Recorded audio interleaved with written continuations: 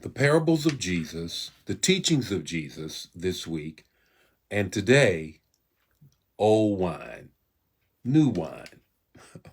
Why wine?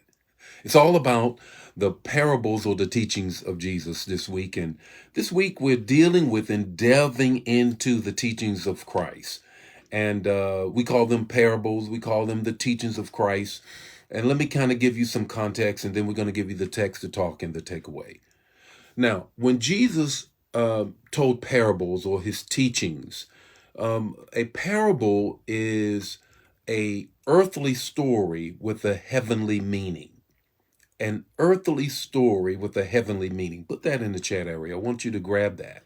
So whenever you read the parables of Christ, when he's given us teachings, Jesus would take those things that people understood at that particular time and then make application to everyday life.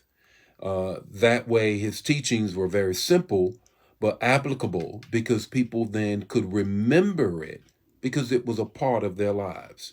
So that's what we're doing this week. That's what we're doing this week, and we want to just dive into that. And today, we're going to talk about wine. We're going to talk about some wine.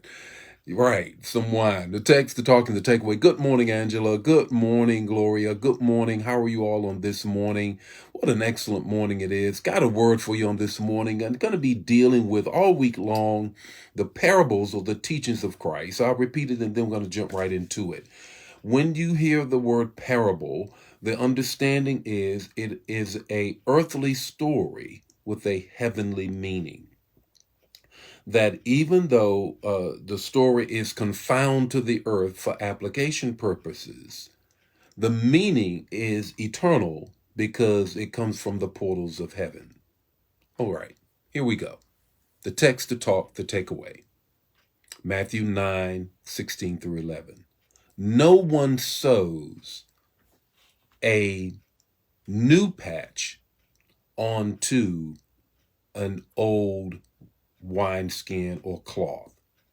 No one pours old wine into a new wineskin. Okay. Why?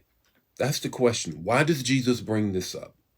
He's talking to the Pharisees. His audience is a people who are not really interested in changing.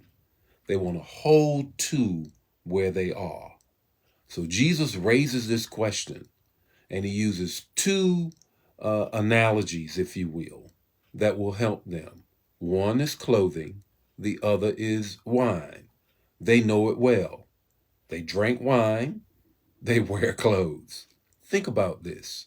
The first thing grab a hold of is, have you ever tried to take a new patch and put it on old clothes? Now, I know some of you all don't have a clue, the millennials, the Gen X's, and all of that, but the boomers who I'm talking with right now, you already know. When we grew up, you had your school clothes, you had your church clothes, you had your play clothes. Never the three should mix. Am I making any sense? And what would happen is after you got those jeans at the beginning of the year and they were worn out, then your mother would take some patches and put them right on the knee. Making any sense? Because you've been on your knees. Patches never really worked, did they? New patches on old cloth never really came together. They peeled, they looked bad, you felt like you were poor.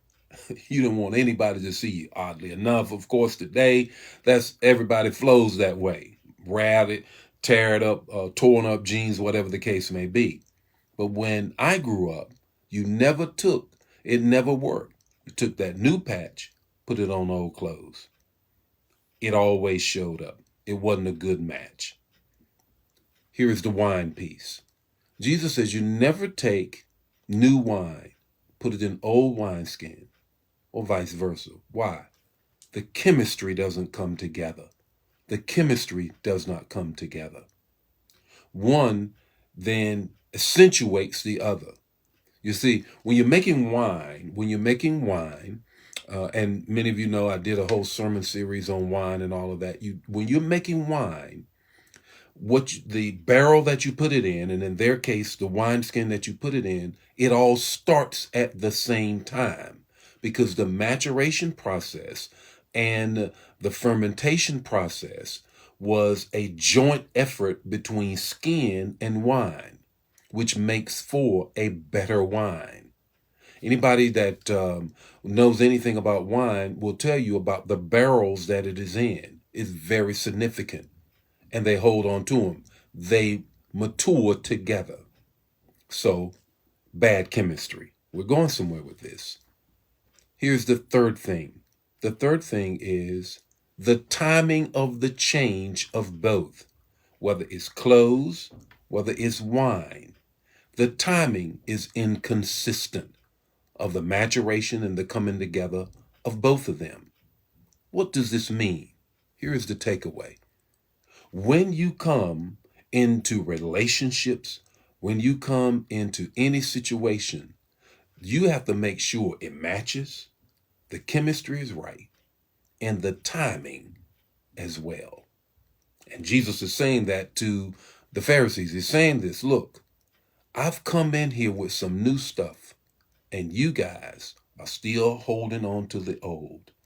We're never going to come together until you embrace completely the newness of the word that I'm bringing you, a word of grace and not of love, not of law, I'm sorry, grace and not of law. That it is on the parables of Jesus today, all about wine, all about making sure that you match, the chemistry is right, and the timing as well. Got more word for you on tomorrow. The Lord bless you, keep you. May His face shine upon you, give you peace. If it bless you, bless somebody else. See you tomorrow morning with more Morning Manna. God bless you. Bye now.